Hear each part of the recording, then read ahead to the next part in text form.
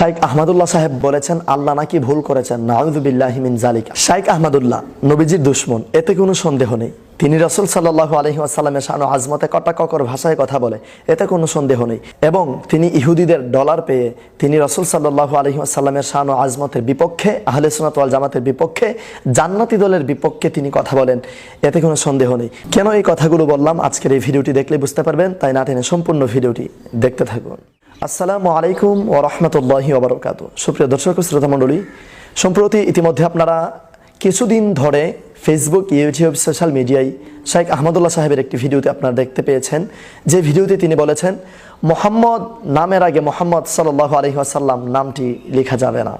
নাউযুবিল্লাহি মিন যালিক। তিনি বলতে চেয়েছেন কোনো এক সময় হিন্দুদের নামের আগে কোনো একটি সংখ্যা বসিয়ে রাখতো কিংবা লিখতো, যে সংখ্যাটি তিনি কত বড় মুনাফেক আর কত বড় ইহুদিদের দালাল হলে এই কাজগুলো করতে পারে। সরাসরি রাসূল সাল্লাল্লাহু আলাইহি ওয়াসাল্লামের নামের বরকতের বিরুদ্ধে তিনি কথা বলছেন, যেখানে আল্লাহ রাব্বুল আলামিন রাসূল সাল্লাল্লাহু আলাইহি ওয়াসাল্লামের নাম জান্নাতের পাতায় পাতায় লিখে রেখেছেন, সেখানে আপনি বলছেন নামের আগে রাসূল সাল্লাল্লাহু আলাইহি ওয়াসাল্লামের নাম লেখা বিদআত কিংবা এসব নাম লেখার কোরআন হাদিসের কোনো ভিত্তি নেই। নাউযুবিল্লাহি মিন যালিক।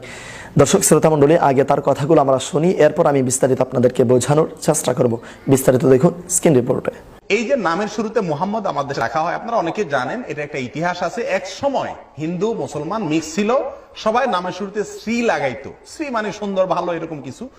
তো সেখান থেকে হিন্দুদের শ্রী থেকে পার্থক্য করার জন্য মুসলমানরা নামের শুরুতে মুহাম্মদ লাগানো শুরু করছে।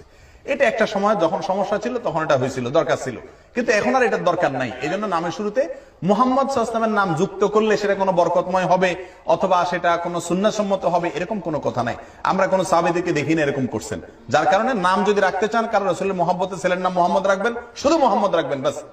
মুহাম্মদের সাথে বাপের নাম জুড়ে দিতে পারেন, কিন্তু মুহাম্মদের সাথে তিন মেয়ের লম্বা নাম রাখবেন না। আর নামের শুরুতে মুহাম্মদ আবার শেষে হাসান হোসেন এরকম কোনো কিছু যুক্ত করবেন না। হাসান হোসেন নাম যুক্ত করা দোষের না, শুধু হাসান রাখেন, শুধু হোসেন রাখেন, কিন্তু একটা ভালো নাম, পূর্ণাঙ্গ একটা নামের শেষে আলী হোসেন, আবার শেষে হোসেন লাগবে কেন? এগুলো সবগুলো শিয়াদের। জি, যেগুলো আগে রেখে ফেলছে সেগুলো কি করবে? তারা হুজুরদের একবেলা খাওয়াই দিলে ইনশাআল্লাহ চলবে, অসুবিধা নেই, বুঝছেন নি? একবেলা করে দাওয়াত খাওয়াই দিবেন, ওইটা কাফারা আদায় হয়ে যাবে। দেখুন, আমি শুরুতে বলছি, আপনার ভালো করে শুনেন নাই, এগুলা এরকম ভুল না যে এর কারণে কবিরা গুনাহ হবে, হারাম হবে, এমন না। এটা ছোট ভুল, বাপ মা রেখে ফেলছে, এর কারণে কোনো গুনাহ হবে না। যার কারণে যাদের নাম আগে থেকে এগুলো আছে তারা চিন্তা করার কোনো কারণ নেই। তবে সামনে থেকে যেগুলো রাখবেন সেগুলো আপনারা সঠিকটা রাখবেন এবং আলেমদের সাথে পরামর্শ করে সুন্দরটা রাখবেন। সুপ্রিয় দর্শক শ্রোতা মণ্ডলী, ইতিমধ্যে আপনারা সম্পূর্ণ ভিডিওটি দেখেছেন, যে ভিডিওতে তিনি বলেছেন নামের আগে রাসূল সাল্লাল্লাহু আলাইহি ওয়াসাল্লামের কোনো সাহাবী মুহাম্মদ নাম লিখেনি। এই বক্তব্যের জবাবে আমি বলবো কোনো সাহাবী লিখেনি, কারণ কোনো সাহাবীর রাসূল সাল্লাল্লাহু আলাইহি ওয়াসাল্লামের নাম তিনাদের নামের সাথে লাগিয়ে বরকত নেওয়ার কোনো প্রয়োজন ছিল না, কারণ তিনারা সরাসরি রাসূল সাল্লাল্লাহু আলাইহি ওয়াসাল্লামকে দেখেছেন। নবীজির সাহাবীরা সরাসরি নবীজির সাথে খেয়েছেন, নবীজির পেছনে নামাজ আদায় করেছেন, নবীজির সাথে যুদ্ধের ময়দানে গিয়েছেন, নবীজিকে কপালের চক্ষু দ্বারা নুরানি চেহারা মুবারকখানা দেখেছেন। সেই ক্ষেত্রে তিনাদের নামের সাথে রাসূল সাল্লাল্লাহু আলাইহি ওয়াসাল্লামের নাম লাগিয়ে বরকত নেওয়ার মানে এটা প্রয়োজন মনে করেননি, কিংবা তিনারা রাখেননি।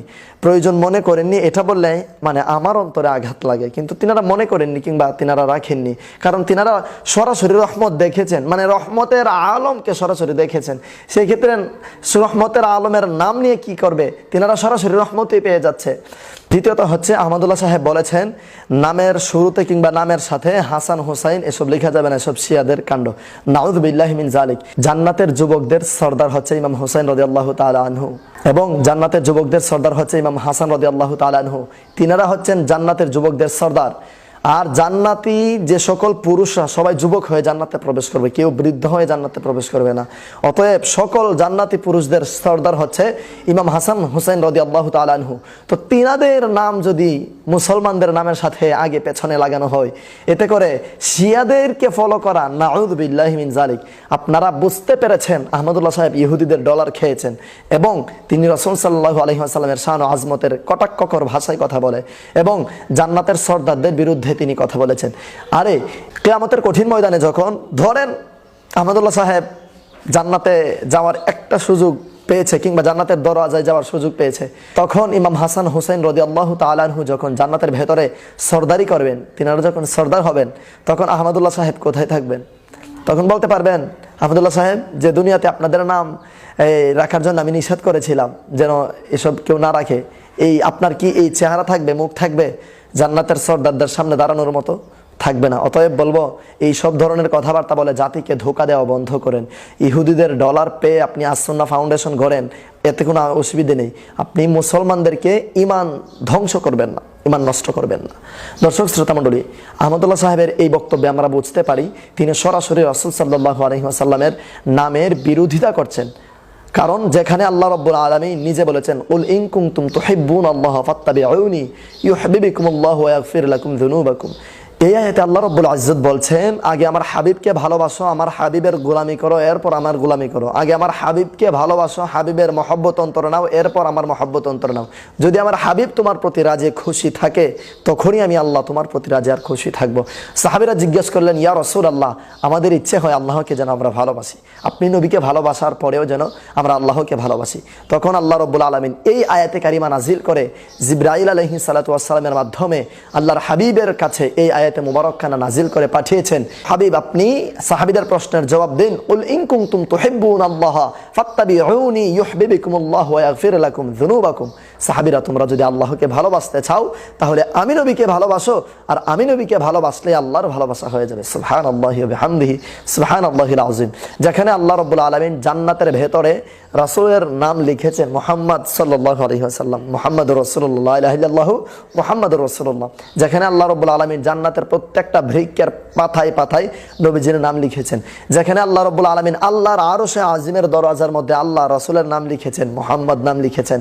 আর সেখানে শেখ আহমদুল্লাহ বলছে আস্তাগফিরুল্লাহ, এটা ভাবলে আমার কলিজা মানে খণ্ড বিখণ্ড হয়ে যায়। এটা ভাবলে আপনি কেমন মুসলমান, আপনি কেমন নবীর উম্মত? আপনি নবীর উম্মত দাবি করেন কিভাবে? আপনি বলতে পারবেন আপনি নবীজির উম্মত? আপনার কি সেই জবান আছে? আপনার কি সেই মুখ আছে? আপনার লজ্জা থাকা উচিত।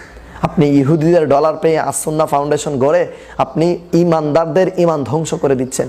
যেখানে আল্লাহ নবীজির নাম আল্লাহর বাড়িতে লিখেছেন, আল্লাহর নামের আগে নবীজির নাম লাগিয়েছেন, সেখানে আল্লাহর বান্দারা তাদের নামের সাথে নবীজির নাম লিখবে, সেখানে আপনি ফতোয়া দিচ্ছেন।